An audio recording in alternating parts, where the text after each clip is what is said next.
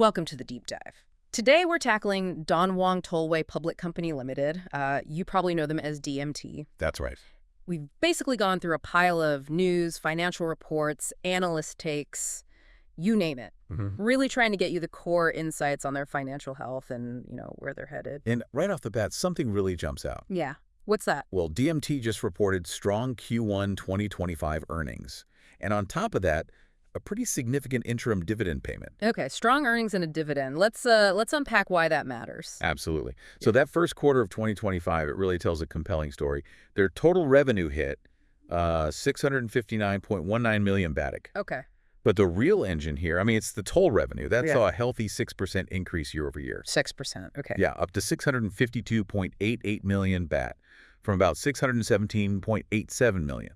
Now, there are smaller bits from infrastructure repair investments, other income. Yeah. But the tollway is, well, it's clearly the dominant force. Got it. And their net profit came in at a solid 272.67 million baht. That's backed by average daily traffic of just over 107,000 vehicles. That 6% jump in toll revenue is interesting. I mean, the traffic volume you mentioned, 107,000, it's good, but it's not like a massive surge compared to the revenue jump. Right. So is DMT just getting better at collecting, or are people actually paying more, or maybe a bit of both? It's likely a combination. We know from the sources that DMT put through a toll fee adjustment late last year, Q4 2024. Ah, okay. So that would directly mean higher revenue per car. Then you add in the economic and tourism recovery everyone's talking about. Right, more cars on the road. Exactly, more vehicles overall. Put those together, and that 6% increase starts to make a lot of sense. It kind of suggests they have some pricing power in that core business. Okay. And beyond just, one good quarter, the big picture seems to be one of really solid financial stability. What's making their position so strong right now? Well, there's several things. First off, now this is pretty significant, they have no interest-bearing debt. None at all. Zero. That gives them a lot of financial breathing room. Second, their debt-to-equity ratio, the DE ratio, it's remarkably low, just 0.08 times. Wow, 0.08. Yeah. So basically, for every baht of equity, they've only got 8 satang of debt. It points to a very conservative, very low-risk financial structure. Makes them quite resilient if the economy slows down. Makes sense. And finally, they've got 2,200 million baht in available unused working capital.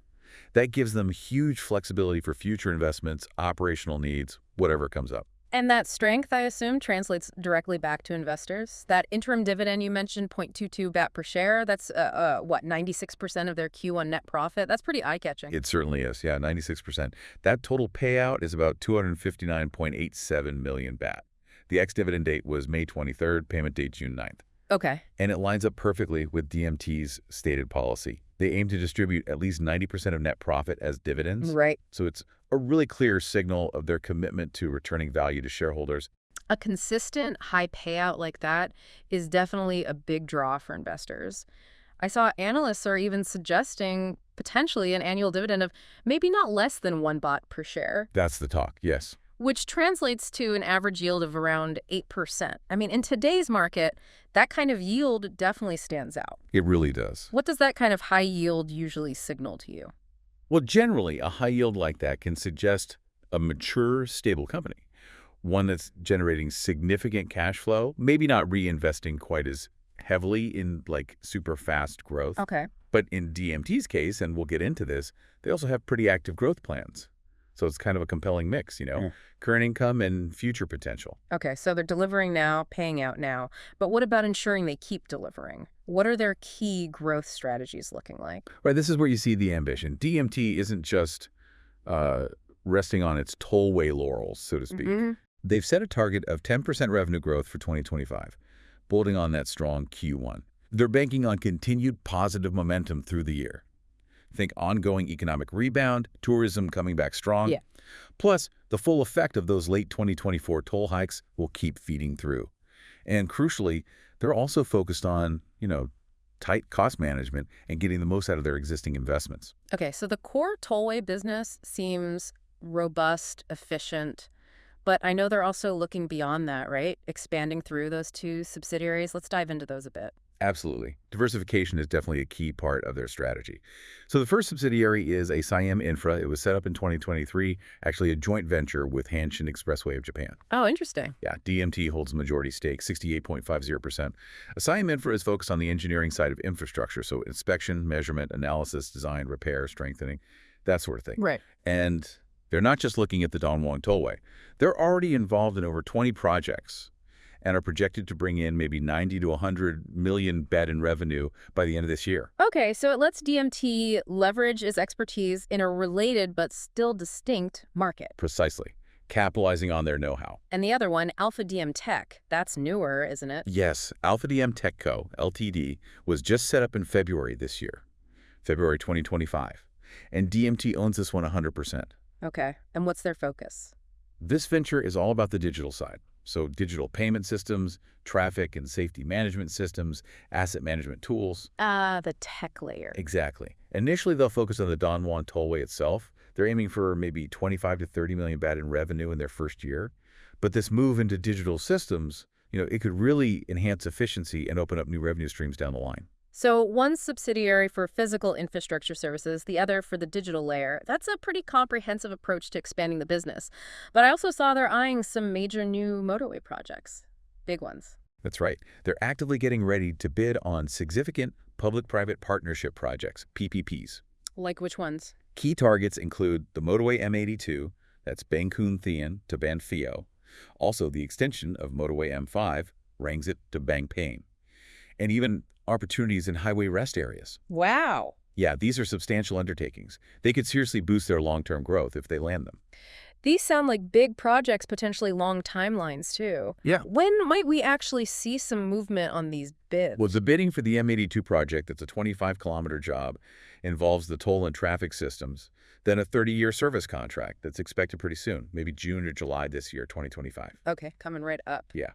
And the M5 extension, that's 22 kilometers, plus an existing 7K section. That bid's expected more towards the end of this year. DMT sees a strategic edge with M5 because it's right next to their current operations. Could mean smoother integration, cost saving. Makes sense, leveraging their existing footprint. Exactly. They're clearly looking well beyond their current tollway. Speaking of which, the Dongwon Tollway concession itself. How much longer does that actually run for? Okay, so the current concession, it's set to expire on September 11th, 2034. 2034, so about 10 years left. Roughly 10 years, yeah. Yeah. But there's a provision in the agreement. It allows DMT to request a 5-year extension from the Department of Highways before that expiry date. Ah, okay. So potentially 15 years. Potentially. Securing an extension like that would obviously give huge long-term stability to their core business. It's a big factor to watch. Definitely a big piece of the puzzle there. Now, let's circle back quickly to those traffic and revenue projections. You said 10% revenue growth target, but what about traffic specifically? They seem optimistic, but are they realistic given, everything? Well, they are projecting around a 5% increase in average daily traffic for 2025, targeting about 120,000 vehicles a day. That's up from the 2024 average, which was around 112,000. Okay, 120,000 target. How does that compare to pre-COVID? Still below. Pre-COVID, back in 2019, the average was closer to 150,000 vehicles a day. Right. They reckon it'll take another maybe 2 to 3 years to fully get back to those pre-pandemic volumes. Okay. But remember, their revenue growth target for 2025 is higher, around 10%. Right, 10% revenue versus 5% traffic growth. Exactly. Yeah. That gap is likely down to the combination of that late 2024 toll fee increase kicking in fully, plus the continued recovery in tourism, especially with increased flights at Dongwon Airport itself. AirAsia X, for example. So even with traffic recovering gradually, those higher fees are really boosting the top line. Interesting. I also noticed a mention of their focus on ESG, environmental, social governance stuff. How does that fit into the picture? Yeah, DMT is definitely emphasizing ESG. They're investing in things like renewable energy sources. Solar, maybe? Solar is mentioned, yeah. Yeah. And look, this isn't just about, being green. It's also a strategic move to cut operating costs, particularly energy expenses. Right. Lower costs mean higher profits. Exactly. It feeds the bottom line. And it all aligns with their bigger new business venture strategy, aiming for sustainable long-term growth. Mm-hmm. Their long-term goal here is actually quite ambitious. Oh, yeah. They want 30% of their total revenue to come from these new ventures, a Siam Infra and Alpha DM Tech, within the next 5 years. 30%. From basically zero now. Pretty much. with each potentially bringing in 300 to 500 million by half. Now, toll revenue will still be the major chunk for sure, but this diversification could really reshape their business model over time. That's a significant shift. Okay, we've talked about DMT's plans, their own outlook. What are the financial analysts saying? You mentioned that buy rating from Tisco Securities back in March. What were the key reasons behind their optimism? Right, Tisco's buy call with a target price of 14.30 buying was based on several factors stacking up. They felt confident about continued growth, driven by both that tourism recovery we mentioned and just increasing passenger numbers through Don Mueang Airport, which obviously feeds the tollway. Makes sense. They also highlighted the upside potential just from overall vehicle traffic climbing back towards pre-COVID levels. Remember, it's still only about 74% of what it was. Did a room to grow there? Definitely. The fact that Don Mueang Airport is such a major connecting hub was also seen as a big plus. Right. And then the analyst pointed to DMT actively chasing multiple new projects like those motorways we discussed. Right. Plus, things like implementing convenient smart pay options for tolls and cost-saving stuff like solar rooftops cutting power cost by maybe 20–30%. Okay. And importantly, they really noted DMT's strong cash position and that super low debt. That's what allows those high dividend payouts. They expect at least 1 bat per share annually, giving that attractive 8% yield. Right. Overall, they projected healthy earnings growth CAGR of nearly 13% per year for the next few years. Sounds pretty positive. Any risks they flagged? The main ones were pretty straightforward. Potential setbacks in getting future toll fee increases approved and traffic volume coming in lower than expected. Standard risks for this kind of business, really. Okay. So the analyst view seems to largely line up with the company's own optimistic outlook.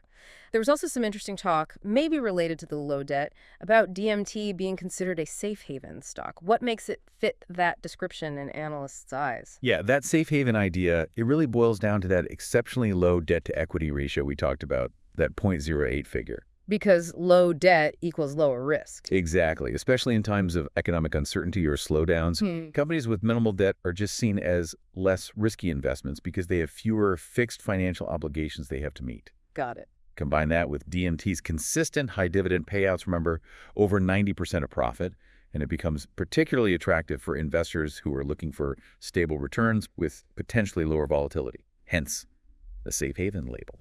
That low debt and high dividend combo certainly paints a picture of financial stability. Now, we also dug up some older data from around DMT's IPO back in April 2021. It compared them to BTS and BEM.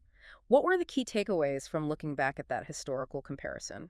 Yeah, that look back provides some useful context. DMT's IPO price was 16 baht per share. At the time, its price-to-earnings ratio was significantly lower than its peers, BTS and BEM. Why was that? Well, a big factor was likely the impact of COVID back in 2020. It had really hammered traffic and revenue compared to 2019. Right, the pandemic effect. Exactly. And the IPO funds, they were strategically used mostly for debt repayment and boosting working capital. That move has clearly paid off, leading to their current debt-free status and their ability to keep up that generous dividend policy. So a strategic decision back then. Definitely. And even back then, they were already talking about focusing on future infrastructure projects, aligning with government plans. The 2020 figures really showed the pandemic's hit lower profitability and a much lower dividend payout that year. Comparing them with BTS and BEM in early 21 also just highlighted how different bits of the infrastructure world were being affected differently by the pandemic. Okay. So looking at where they came from during that tough period and where they are now, it seems DMT hasn't just weathered the storm, but they've really positioned themselves for continued growth, leveraging that strong financial base and actively chasing new opportunities. Precisely. I mean, their Q1 2025 results show the current strength. Their robust financial position gives them resilience. The dividend policy keeps investors happy, and their strategic expansion plans through the subsidiaries and those new project bids show a clear path forward. It really is a compelling story, isn't it? Balancing that present success with quite a bit of future ambition. Yeah, it seems that way. Okay, so as we wrap up this deep dive, here's a final thought for you, our listeners, to chew on. Consider that remaining concession period for the main Don Mueang Tollway 10 years, maybe 15, and then factor in these new ventures into engineering and digital services. How might DMT's overall business model really transform over the next decade? And thinking about that, what do you see as the biggest opportunities and maybe the most significant hurdles for both the company and its investors as this evolution unfolds? Definitely something worth pondering. Thanks for diving deep with us today.